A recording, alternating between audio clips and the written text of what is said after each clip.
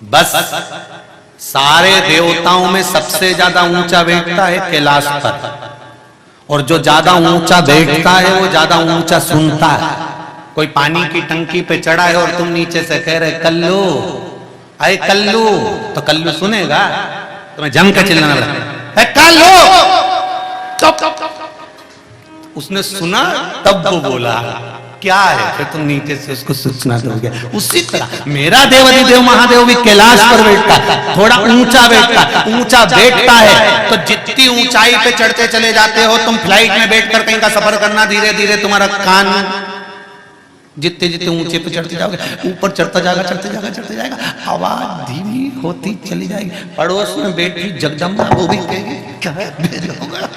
तो जितने ऊपर चले जाते हैं तुम ऊंचाई की ओर, कैलाश की ओर बढ़ते बढ़ते आवाज गायब हो जाती है। तो शिव ऊंचा से, इसलिए शंकर भगवान के जितने भक्त तुमने उज्जैन में देखे होंगे, महाकाल बाबा के दर्शन करने आते होंगे या ओमकारेश्वर जाते होंगे, जिस भी शिव मंदिर में, तुम्हारे इंदौर के मंदिर में देख लेना, तुम जहां जहां से आए हो वहां के मंदिर में देख, जितने शंकर जी के भक्त मिलेंगे सवाड़े तेड़े, जैसे शंकर जी के सामने जाएंगे चिल्ला देंगे। कब चिल्लाएंगे भरोसा भी नहीं।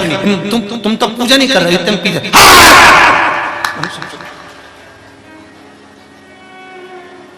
इनका तो भरोसा थोड़ी ना, कहां चिल्ला, ये तो सब रुद्रगण है शंकर भगवान का, तो इनकी मस्ती अलग है। श्री शिवाय, अजी जम के बोलो जरा, श्री शिवाय। शिव महापुराण में जब जब ये मंत्र आए, बोलने के बाद अपने दिल की बात बाबा से भी कहते जाना, श्री शिवाय नमस्ते। चित्तवृत्ति उसको छोड़।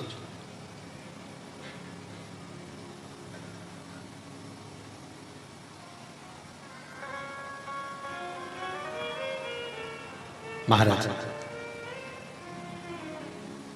पत्नियों का मन नहीं था शिव आराधना, और जब पत्नियों का मन नहीं था ना शिव आराधना का, बेटी जरूर है, सगर के साथ बेटी है, आराधना भी हो रही है, पर दोनों में इतना अभिमान भरा हुआ था कि दिल नहीं लगा, मन नहीं लगा।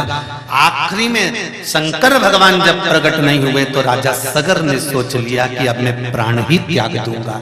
शंकर भगवान तो सबसे जल्दी राजी होने वाले देवता हैं। एक लोटा पानी चढ़ा दो, 3 बार ताली बजा दो, बम बम बोले बोल दो, और बस बाबा की ओर देख के थोड़ा सा स्माइल देकर मुस्कुरा कर कह दो शंभू कैसे हो, हर हर महादेव। इतने में तो शंकर भगवान तुरंत राजी, तुरंत सबसे जल्दी राजी होने वाले देवता भगवान देवाधिदेव महादेव। सारे देवताओं को अलग अलग वस्तुएं चाहिए, किसी को पीतांबर, किसी को बागा, किसी को कुछ, किसी को कुछ, पर शंकर भगवान को कुछ नहीं चाहिए। सारी समस्या का हल एक लोटा जल, बस एक लोटा जल समर्पित कर दो। और ध्यान रखना, जल भी नहीं हो तो 3 बार ताली बजा दो। वो भी नहीं कर सकते तो मुंह से बम बम बोल दो। ये भी नहीं कर सकते तो दरवाजे से जब निकल कर जाओ उसके द्वार से, तो थोड़ा सा मुस्कुरा कर चले जाइए। इस मुस्कुराहट में तो ना जाने मेरा भोलेनाथ कितना दे सकता।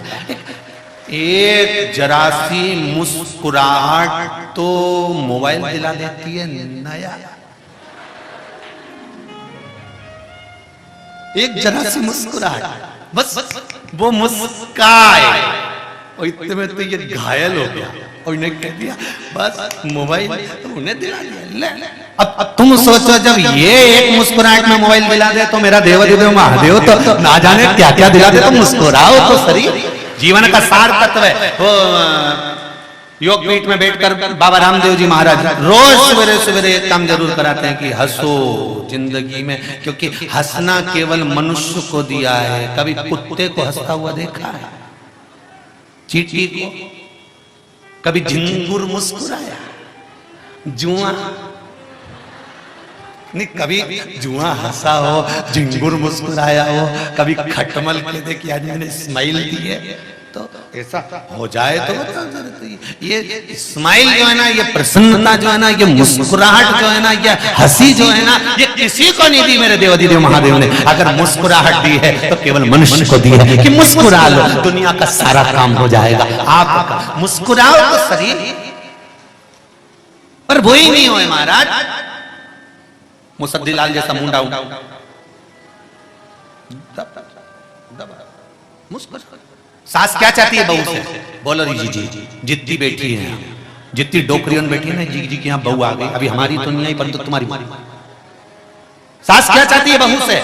सास बहू को रकम देती है, कपड़े दिलाती है, सामान दिलाती है, अच्छी से अच्छी शादी करती है, बेटी बनाकर घर में लेकर आती है। क्या चाहती है सास बहू से? केवल एक बात चाहती है कि तेरे चेहरे पर प्रसन्नता रख, मुस्कुरा, अच्छे से रहे। पर वो एक ही काम नहीं कर पाती है, बस जब रेनी तो तब ऐसी रहे जैसे एक पारा बढ़ा। अभी चाहिए क्या इसको? केवल मुस्कुरा। बाप को बेटे से क्या चाहिए? एक पिता बेटे से क्या कामना करता है? बाप बेटे से केवल एक कामना करता है कि जितनी नम्रता तेरे पिता में है, बस वाणी में उतनी नम्रता लेकर आ जा, किसी से अड़ा टेढ़ा मत बोल। और बेटा जरा जरा सी देर में क्रोध करता, जरा जरा सी देर में गुस्सा करता है। मैं बोल रहा हूं ना, बस मैंने बोल दिया ना, बस मैं बोल रहा हूं ना, बस मैंने नहीं। बाप जैसी, पिता जैसी नम्रता पुत्र में होना।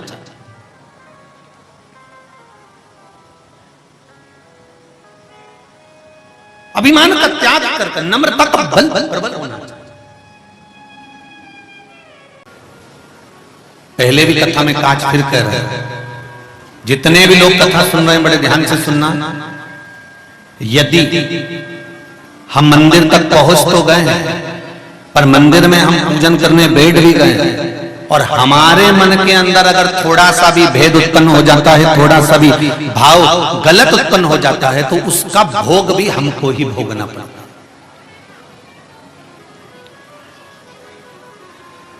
महाराज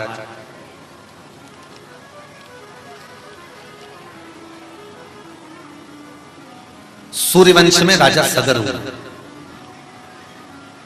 जिनके घर में आगे चलकर भागीरथ बाबा हुए। 60,000 काकाओं के उद्धार के लिए गंगा जी को लेकर आए।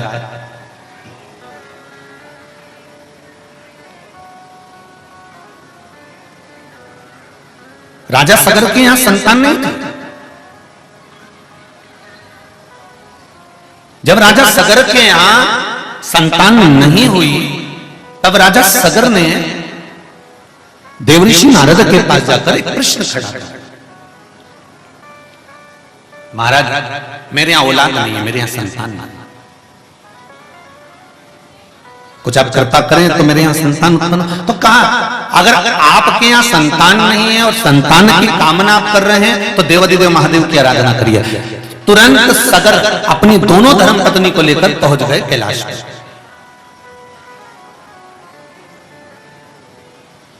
सुमति और कैशी, ये राजा सगर की दो धर्म पत्नी,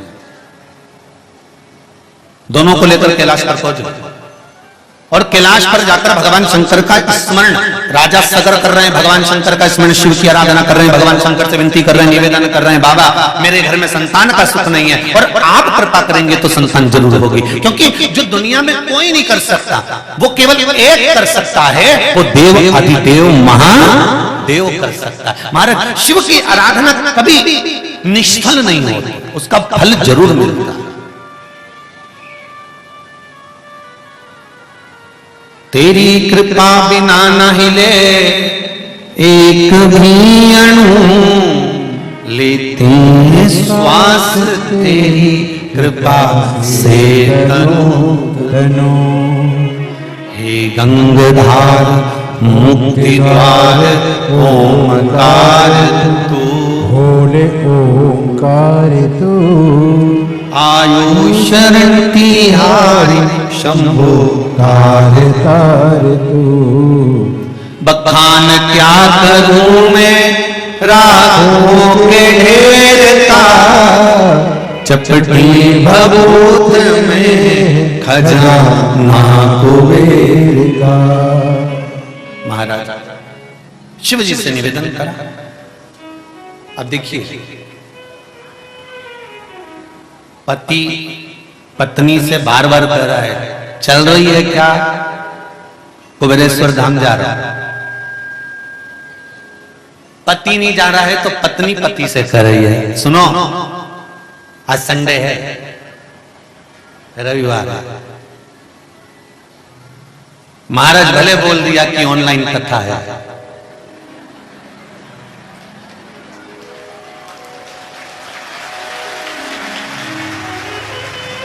और तुम मानने वाले हो क्या? क्यों पाठक जी, सोनी जी सही है, ये मानेंगे? आधे तो तुम भर लाए होगे दोनों। कोई सोनी परिवार और पाठक परिवार कम पड़ रहा है, और दोनों इंदौर के। और माँ हिल्या की नगरी वाले तुम दोनों कमाल तो जरूर करोगे, पक्का है कि चलो चले। तो ये तो पति पत्नी से कह रहा है, मैं उज्जैनी जा रहा हूं, मैं कुबेरेश्वर जा रहा हूं, मैं बाबा के धाम जा रहा हूं। तो चल रही है क्या? पत्नी कहे अब मैं तो अभी ना जाऊं, फिर भी पति उसको ले आया। ठीक है, अब पत्नी ने पति से कहा, सुनो जी आज रविवार है, मन है, चलो चलते हैं, 1 बजे से 4 बजे तक कथा आ रही है।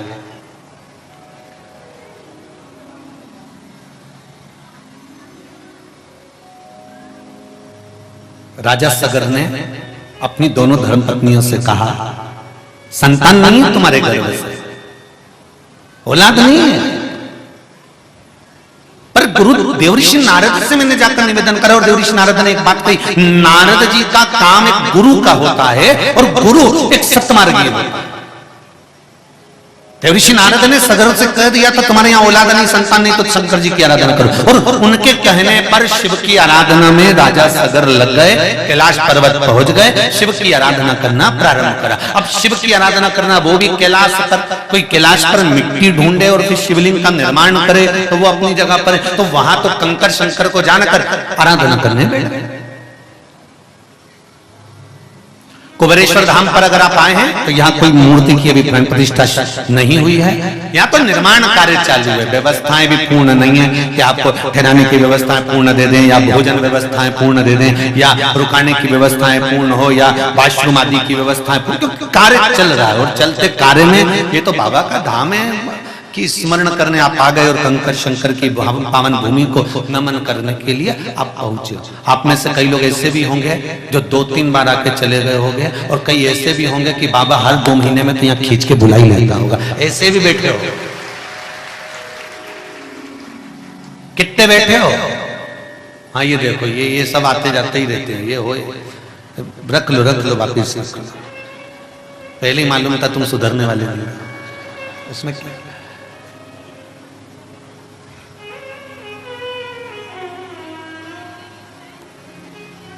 और सोनी जी पाठक जी जरा ध्यान से सुनिएगा, कथा कुबेरेश्वर धाम पर हो रही है। यहां पर करा गया दान पुण्य भजन कीर्तन स्मरण, ये 12 ज्योतिर्लिंग के मध्य का एक ज्योतिर्लिंग का निर्माण है महाराज जी। बाबा ने जगह चुनी है तो कुछ सोच कर चुनी होगी, और यहाँ पर करा गया दान पुण्य भजन कीर्तन स्मरण। इसलिए इस भूमि का प्रमाण है कि यहाँ जो एक बार आकर भगवान का स्मरण कर जाता है, और जितने भी लोग, तुम लोग भी जो कथा सुनने के लिए आए हो, सब एक दूसरे का मुंडा देख के जाना, 3 महीने में वापिस टकराने वाले हो। यही चित्त भजन स्मरण। ऑनलाइन कथा चल रही है, ध्यान रखिएगा, आना नहीं है अभी, पर जो आ गए हो उनसे कह रहे हैं।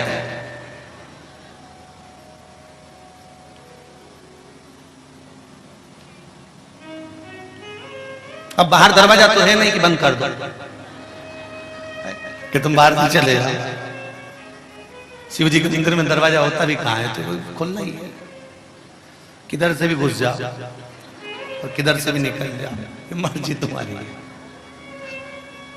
पर जितनी मस्ती से, जितने आनंद से आप लोग कथा सुन रहे हैं, मेरा कुबेर भंडारी, जिस अरमान से, जिस भाव से आप लोग आए हैं, मेरा शंकर कंकर, मेरा कुबेर भंडारी आपको 3 महीने में इसी भूमि पर वापस बुलाएगा। ये निश्चित, ये धारा ही ऐसी है, इसमें कुछ चुंबक लगी है, आया तो वापस आएगा ही। निष्कपट भावों से, और निष्कपट भावों से भजन करो, कीर्तन करो, स्मरण करो। पूरी भूमि पर कहीं पर भी एकांत में बैठकर एक बार 108 बार श्री शिवाय नमस्तुभ्यम धरा पर, कुबेर महाराज की पावन धरा पर कहीं पर भी बैठकर विनती करें, निवेदन करें। मैंने सुना है तेरे दरबार से कोई खाली नहीं गया। 3 महीने में मैं वापिस आऊं, बस तेरे पास आकर कहकर जा रहा है, जितना ऊंचा तू है उतनी ही ऊंची मेरी अभिलाषा है, वो पूरी तुझे ही करना है, कोई दूसरा नहीं करेगा। राजा सगर से कहा, देवर्षि नारद ने आप जाकर शिव की आराधना करो। राजा सगर पहुंच गए और सगर जी पहुंचकर भगवान शंकर की आराधना में लग गए। इनकी जो दोनों धर्म पत्नियां थी, थोड़ा अभिमान ज्यादा, अहंकार बहुत।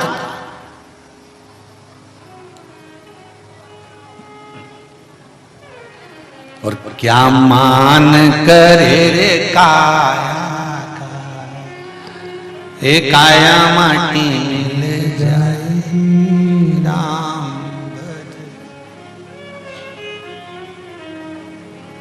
क्या सुंदरता का अभिमान करोगे, काया का अभिमान करोगे तो एक दिन माटी में मिलना है। धन और वैभव का अभिमान करोगे, सत्ता का अभिमान करोगे, धन का अभिमान करोगे तो वो भी एक दिन मिल जाना है। कितना कितना वैभव कहां जाता है, किसको मालूम।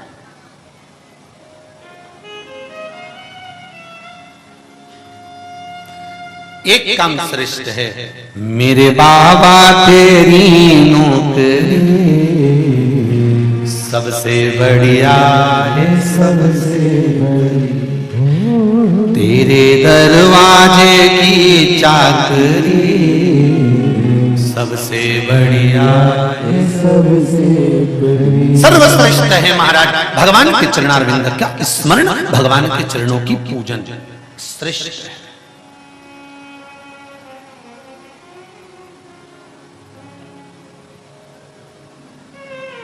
महाराज सगर की दोनों धर्म पत्नियां सुमति और केसिनी, दोनों का मन भगवान शंकर के पूजन में नहीं लगा है। सगर कर रहे हैं तुम्हारे गर्भ से संतान नहीं है, इसलिए शिव की आराधना करना है। आप भी ध्यान से सुनना, देव ऋषि नारद ने भगवान सगर को, राजा सगर को, सूर्य वंश में उत्पन्न हुए राजा सगर को कहा था कि तुम्हारे घर औलाद नहीं, संतान नहीं, इसलिए शिव की आराधना करना। उसी तरह आपको देव ऋषि नारद ने मार्ग बता दिया है कि अगर संतान नहीं है, 10 साल हो गए, 12 साल हो गए, 14 साल हो गए, 20 साल हो गए, बस एक प्रार्थना शिव जी से करो, सफेद आंकड़े की जड़ लेकर रजस्वला धर्म के 7वें दिन शिव मंदिर में शंकर भगवान से ऊपर से 21 बार घुमाकर तुमरुका जी का नाम लेकर उसको कमर में वहीं मंदिर में शिवलिंग का दर्शन करते करते नंदी के पीछे की ओर खड़े होकर शिव का दर्शन करते करते उसको बांध लो लाल धागे में, तुमरुका जी का नाम। और महाराज एक पीपल का पत्ता रजस्वला धर्म के 7वें दिन से शिव जी को चढ़ाकर समर्पित कर कर उस पीपल के पत्ते को कुंदकेश्वर महादेव के नाम से लाकर उसको गाय के दूध में उकालकर दोनों पति पत्नी रात्रि के समय सोने से पहले उसको पान करें। प्रतिदिन उस पत्ते को लाना है, प्रतिदिन चढ़ाना है, प्रतिदिन पत्ते को चढ़ाकर उकालने के बाद उस पत्ते को ठंडा कर दीजिए, बाद में विसर्जन कर। और बाबा से कह देना, शिव महापुराण की कथा में सुना है 20-21 साल बालों को भी तूने संतान दी है, तो क्या मेरी झोली खुशियों से नहीं भरेगा देवाधिदेव महादेव। बाबा के मंदिर में जाकर दिल से बाबा से बात कर दिल से। अभी कल की ही बात है, कोई ढोल मोल लेके आया होगा, खूब 3-4 ढोल बजवा रहे थे, तो हमने बच्चों से कहा जरा पता करो ये ढोल क्यों बज रहे हैं आज मंदिर में। तो कहा 12 वर्ष के बाद में संतान हुई है, तो कुबेरेश्वर बाबा के दरबार पर ढोल बजाने के लिए हम लोग आए। शिव कृपा।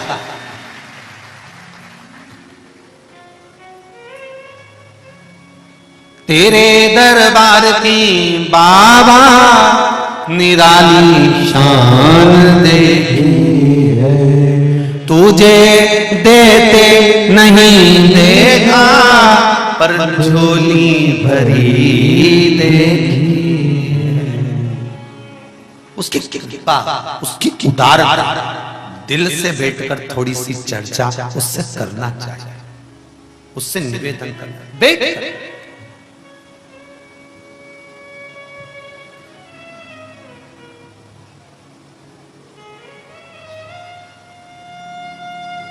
जितने भी लोग कथा सुन रहे हैं ना आस्था पर या फेसबुक यूट्यूब पर या यहाँ बैठ कर सुन रहे हैं, तुम्हें डबल फायदा है। एक तो कुबेरेश्वर बाबा की धरा से कथा सुन रहे हो, ऊपर से शिव महापुराण की कथा सुन रहे हो, तो ये डबल फायदा है, तुम्हारा जीवन का आनंद पा रहे हो, ये सुख का।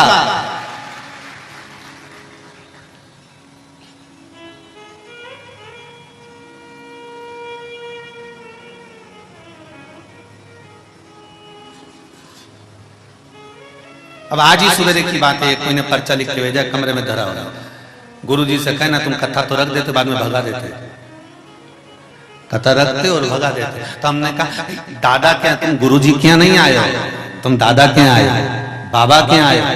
कभी कभी दादा दादी भी गुस्से में आ जाते तो एक चनकटा खींच के भगा देते, चल जा अपनी मम्मी के पास।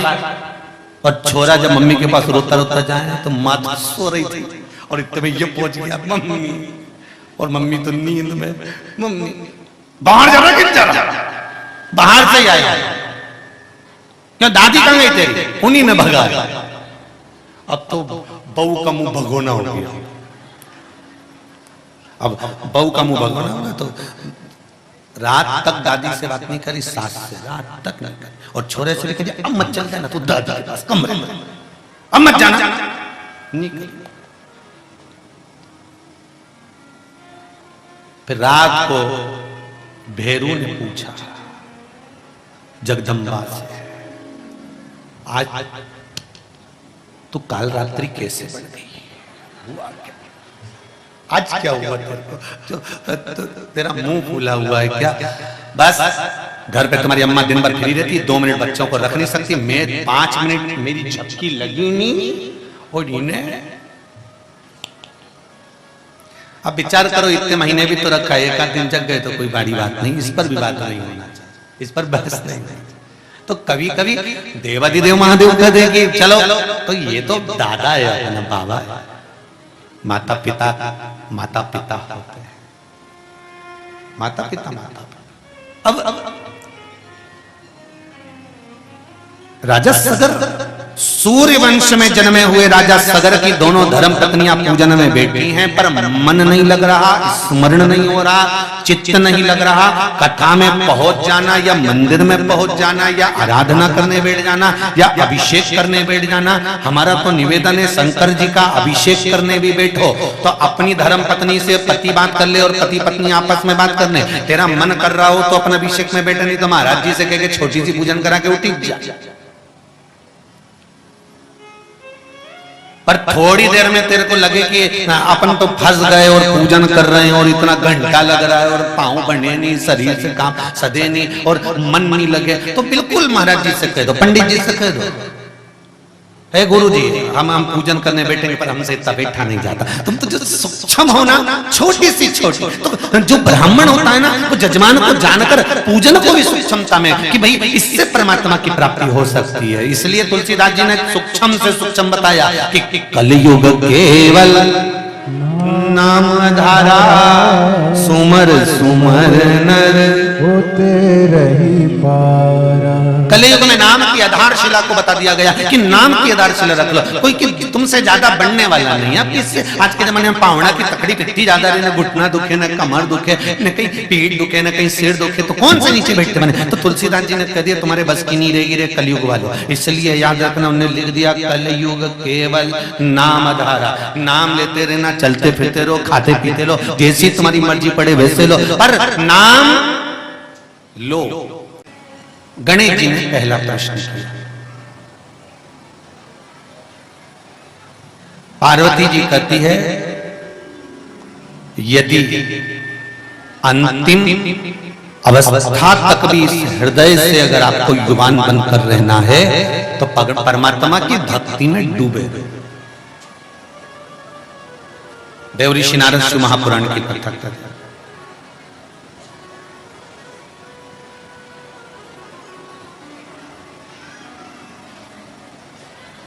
शिव भक्ति में डूबना, शंकर भगवान का स्मरण करना।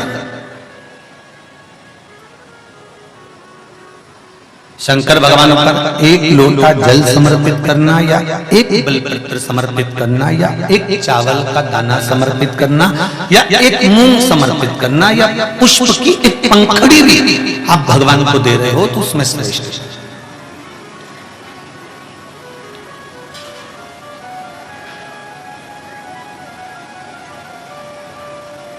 महाराज एक बार माता पार्वती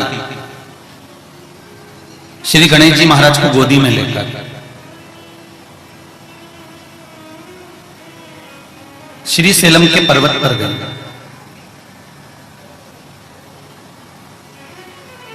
और गणेश जी महाराज के कुछ प्रश्न है मातृ जो गणेश जी महाराज ने माता पार्वती से सेलम पर्वत पर श्री सेलम पर पूछा, मल्लिकार्जुन में पूछा। देवऋषि नारद की शुरुआत हो रही है। देवऋषि नारद शिव महापुराण कथा की शुरुआत हो रही है, जरा ध्यान से श्रवण करिए।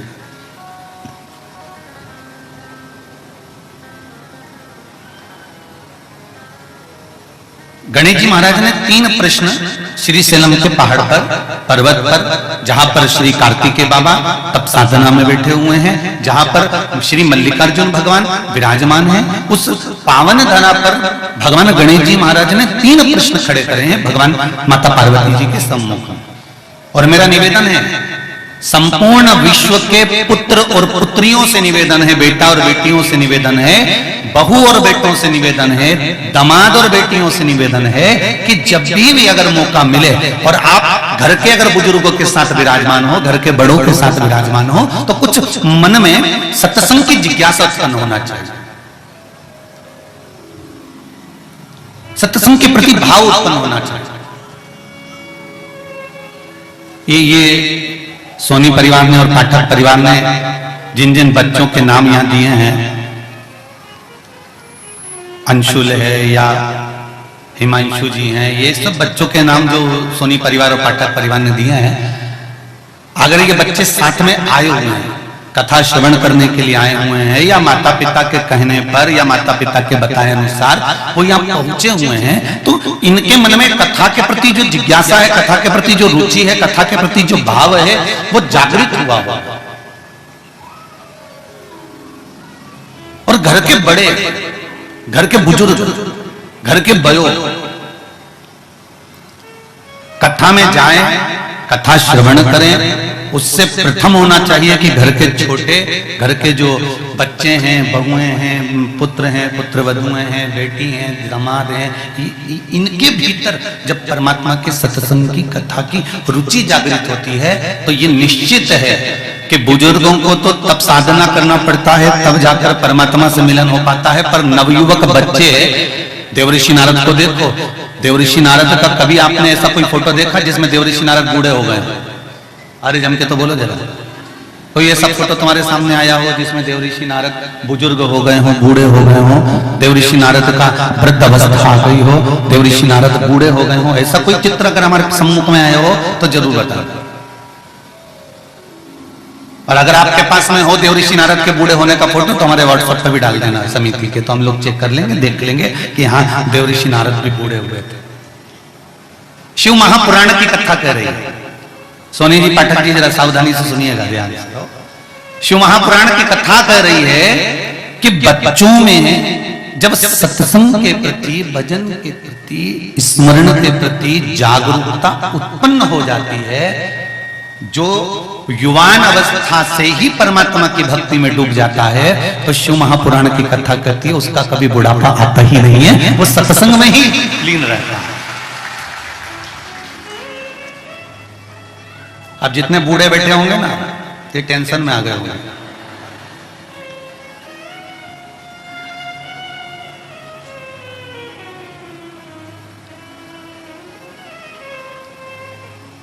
कि जो बच्चे हैं, अच्छा चलो जान दो, नारद जी को भी जान दो, प्रहलाद जी महाराज ने भगवान की भक्ति करी थी, तो प्रहलाद के बूढ़े होने का फोटो है किसी के पास में? चलो वो भी जाने दो। ध्रुव जी महाराज ने भगवान की भक्ति करी थी, ध्रुव जी के बूढ़े होने का फोटो है किसी के पास में? नहीं। मीराबाई ने भगवान की भक्ति करी थी, मीरा के बूढ़े होने का फोटो है? कर्माबाई ने भगवान की भक्ति करी, कर्मा के बूढ़े होने का फोटो है?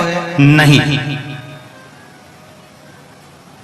इन्होंने भक्ति धारण करी और उस भक्ति का जो बल था, उस भक्ति के बल पर ये कभी बूढ़े हुए ही नहीं। ये सत्संग में जवान बने रहते थे, स्मरण में जवान बने रहते थे। इनकी भक्ति सत्संग में चला करती थी।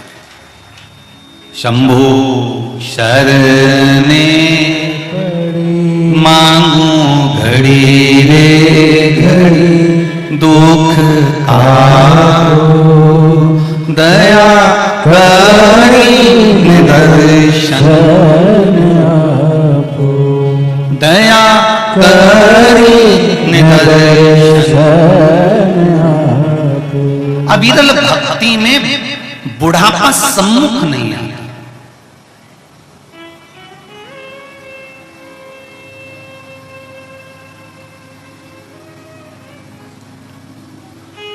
जहां प्रेम है, जहां भक्ति है, जहां स्नेह है, वहां बुढ़ापा सम्मुख नहीं हुआ। जिनमें प्रेम होता है ना, वहां बुढ़ापा सम्मुख नहीं आता। चाहे परमात्मा के प्रति प्रेम रख लो, चाहे परिवार के प्रति प्रेम रख लो, जहां पर अविरल भक्ति समाहित है, वहां पर बुढ़ापे का कोई क्रम नहीं।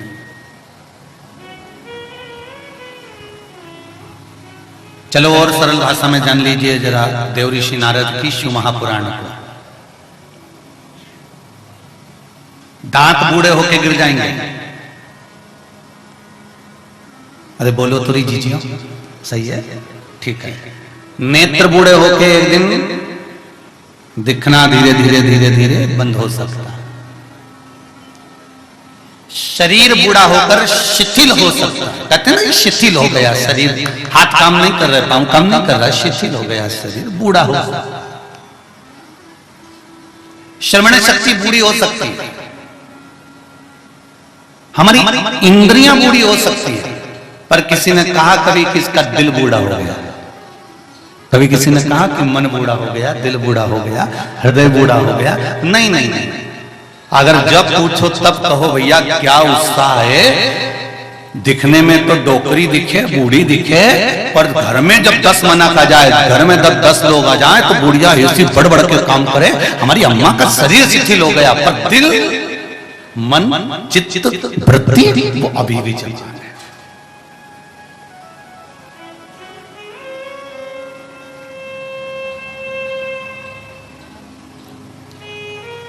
इनकी चित्तवृत्ति अभी भी युवान है। उसका कारण क्या है? केवल एक सत्संग, केवल एक भजन। भजन का बल बड़ा प्रबल होता है। शिव महापुराण में देवऋषि नारद की संवाद के अंतर्गत ये जो संवाद आया है, श्री गणेश जी महाराज ने श्री शैलम पर, कार्तिकेय महाराज की पावन धरा पर, मल्लिकार्जुन की पावन धरा पर, श्री शैलम में 3 प्रश्न श्री गणेश जी महाराज ने करे। और वो गणेश जी के 3 प्रश्न आपको भी ज्ञात होना चाहिए। पहला प्रश्न गणेश जी महाराज ने अपनी माता से कहा, मां, मृत्यु लोक के अंतर्गत